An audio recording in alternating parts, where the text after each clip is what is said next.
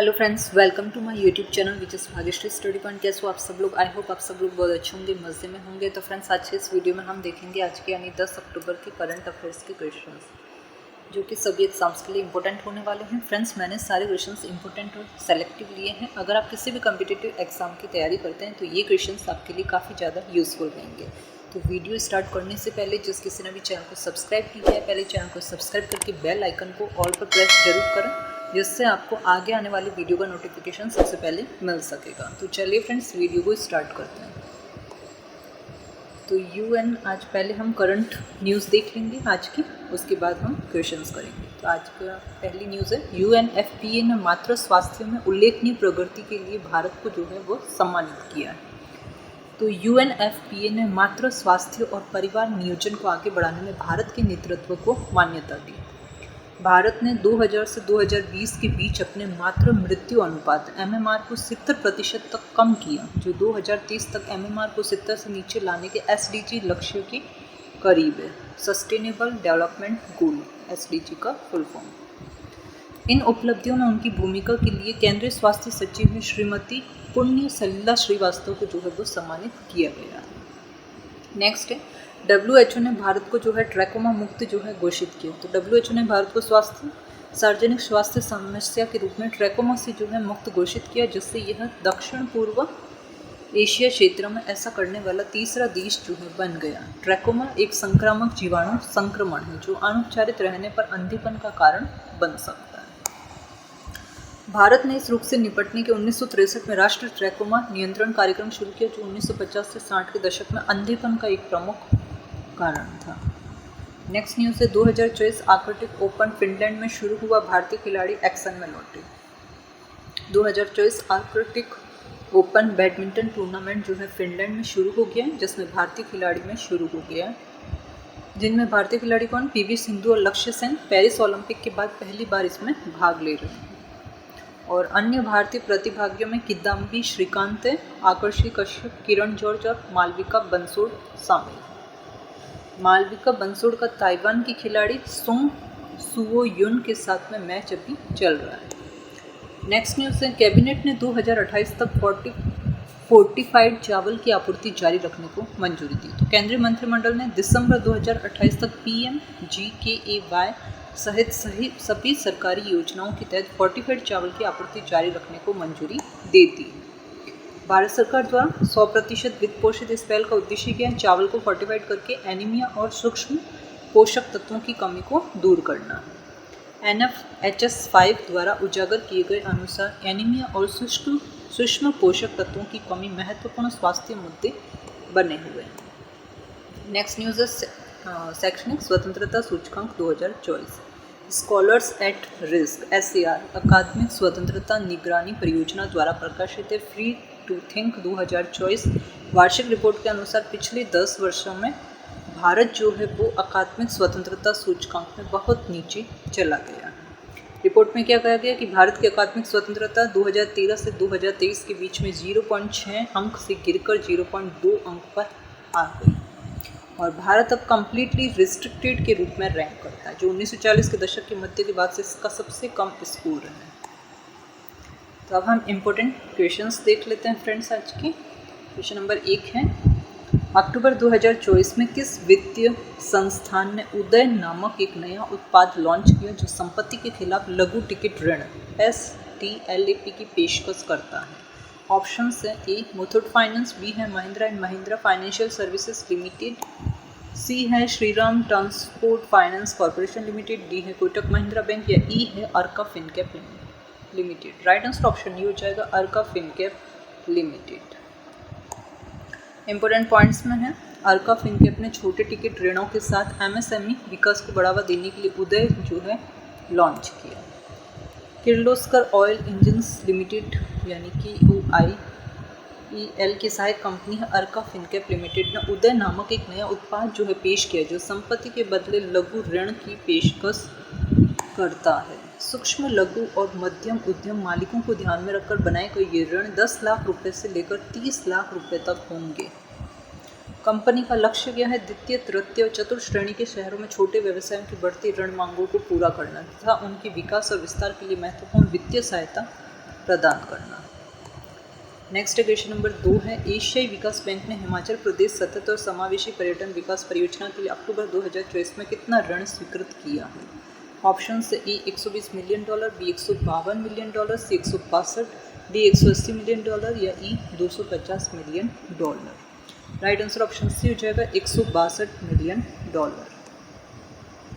Important points में है, हिमाचल प्रदेश में नए बुनियादी ढांचे और पर्यटन को बढ़ावा देने के लिए एडीबी है, एशियन डेवलपमेंट बैंक ने $162 मिलियन का ऋण दिया है। और एशियाई विकास बैंक ने हिमाचल प्रदेश में पर्यटन विकास को समर्थन देने के लिए $162 मिलियन के ऋण को मंजूरी दी है। यह ऋण राज्य सरकार की सतत और समावेशी पर्यटन विकास परियोजना के वित्त पोषण के लिए प्रदान किया गया है। राज्य सरकार की सतत और समावेशी पर्यटन विकास परियोजना का उद्देश्य क्या है? 5 जिलों हैं हमीरपुर, कांगड़ा, कुल्लू, मंडी और शिमला में पर्यटन अर्थव्यवस्था को पुनर्जीवित करना, जो महामारी के दौरान बुरी तरह प्रभावित हुए थे।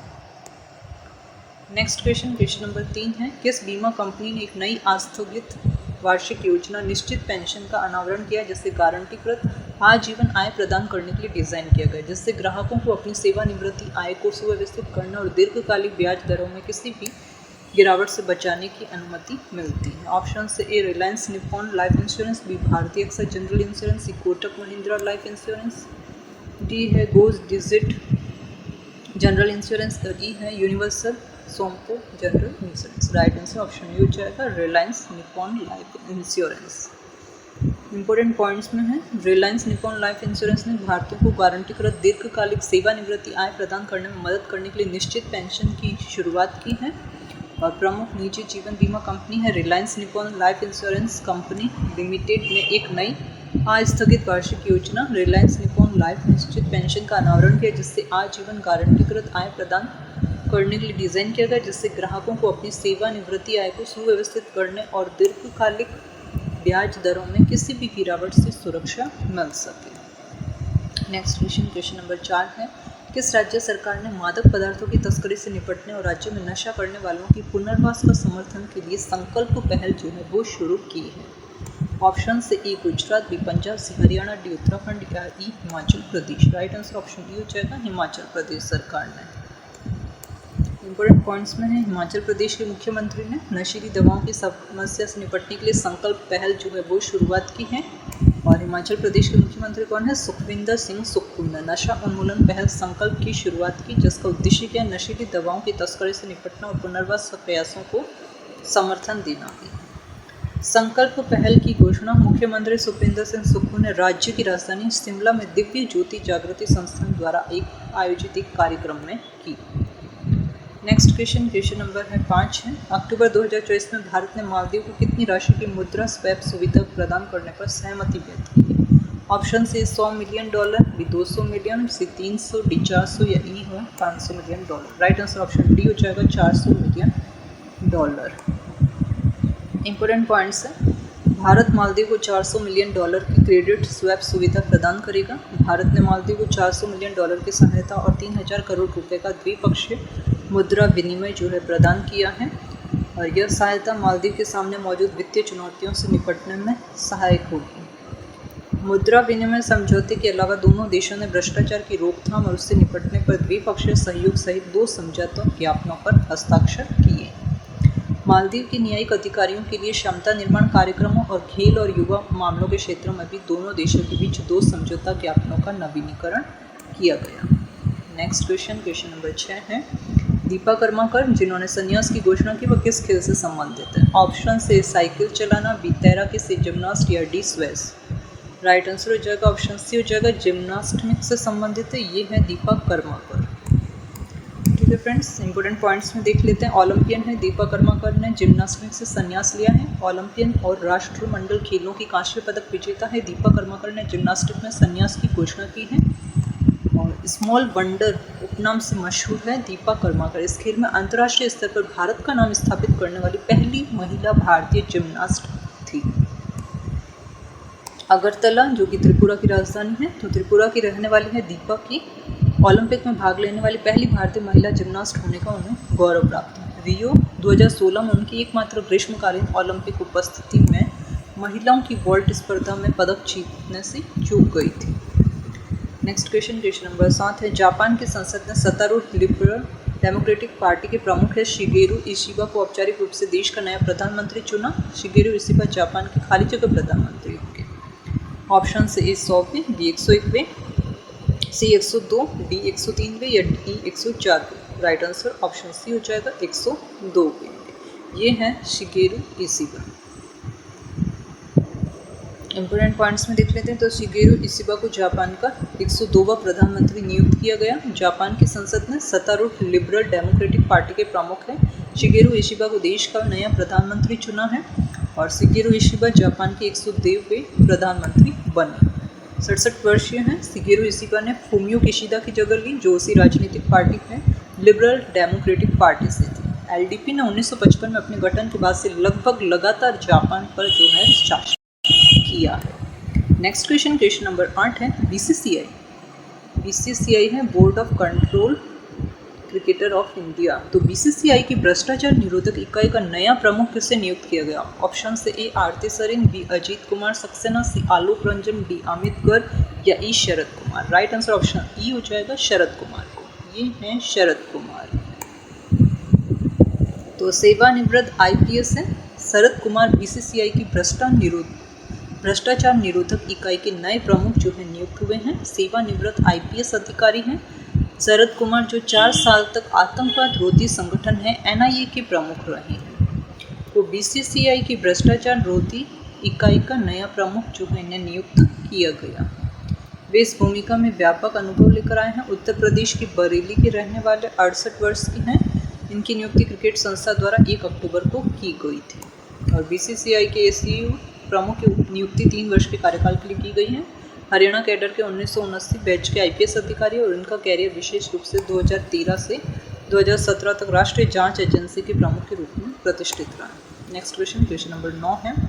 दक्षिण पूर्व एशिया के लिए WHO की क्षेत्रीय समिति के 77वें सत्र के अध्यक्ष के रूप में किसे चुना गया। ऑप्शन से A doctor Tedros Adhanom, B T Raja, C S Jaishankar, D Ruchika Kamboj या ई है जेपी नड्डा। तो राइट आंसर ऑप्शन ई हो जाएगा जेपी नड्डा। ये हैं जेपी नड्डा। इंपॉर्टेंट पॉइंट्स में देख लेते हैं। जेपी नड्डा को WHO क्षेत्रीय समिति के 77वें सत्र का अध्यक्ष चुना गया है। केंद्रीय स्वास्थ्य मंत्री हैं। जेपी नड्डा को विश्व स्वास्थ्य संगठन की दक्षिण पूर्व एशिया क्षेत्रीय समिति के 77वें सत्र का अध्यक्ष चुना गया। यह समिति क्षेत्र में WHO की स्वास्थ्य नीतियों को आकार देती है। सदस्य राष्ट्रों में Bangladesh, Bhutan, Democratic People's Republic of Korea, Bharat, Indonesia, Maldives, Myanmar, Nepal, Sri Lanka, Thailand और तिमोर लेस्ते शामिल हैं। इसका ध्यान सार्वजनिक स्वास्थ्य प्रणालियों में सुधार लाने और प्रमुख महामारी, विज्ञान और जनसांख्यिकी चुनौतियों का समाधान करने पर है। नेक्स्ट क्वेश्चन नंबर 10 है। केंद्रीय स्वास्थ्य मंत्री हैं जेपी नड्डा ने घोषणा की है कि सभी टीबी रोगियों को अब निःशय पोषण योजना है NPY के तहत 10 से 10 तक पोषण संबंधी सहायता मिलेगी, जिसका उद्देश्य क्या? ऊर्जा सघन पोषण अनुरूपण की शुरुआत के माध्यम से रोगियों और उनके घरेलू संपर्कों, विशेष रूप से 18.5 से कम BMI वाले लोगों के लिए सहायता बढ़ाना। ऑप्शन से ए 1000 से 2000, बी 2000 से 4000, सी 3000 से 6000 रुपये, डी है 4000 से 8000 या ई है 5000 से 10000 रुपये। राइट आंसर ऑप्शन सी हो जाएगा 3000 से 6000 रुपये। इम्पोर्टेंट पॉइंट्स में हैं। स्वास्थ्य मंत्री हैं जेपी नड्डा ने टीबी रोगियों के लिए बेहतर पोषण सहायता की घोषणा की है।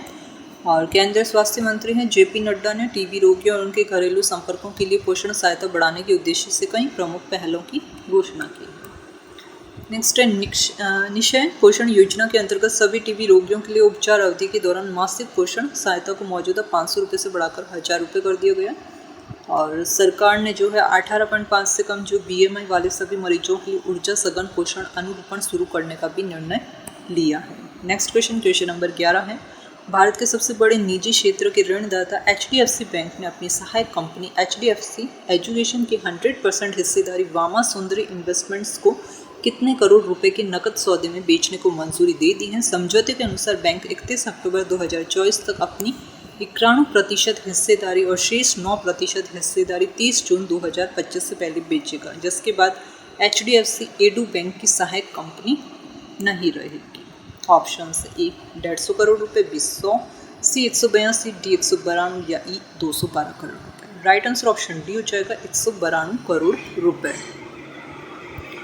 इंपॉर्टेंट पॉइंट्स में है HDFC बैंक ने HDFC एडू में 100% हिस्सेदारी 192 करोड़ रुपए में बेची। भारत के सबसे बड़े निजी क्षेत्र के ऋणदाता है HDFC बैंक ने अपनी सहायक कंपनी है HDFC एजुकेशन की 100% हिस्सेदारी वामा सुंदर इन्वेस्टमेंट्स को 192 करोड़ रुपए की नकद राशि में बेचने को मंजूरी दे दी है। बिक्री मूल्य 9.60 रुपये प्रति शेयर है और ये 31 अक्टूबर 2024 को या उससे पहले HDFC एडू में 91% हिस्सेदारी बेच देगा और शेष 9% हिस्सेदारी 30 जून 2025 से पहले बेच दी जाएगी। इस बिक्री के साथ HDFC एडू बैंक की सहायक कंपनी नहीं रहेगी।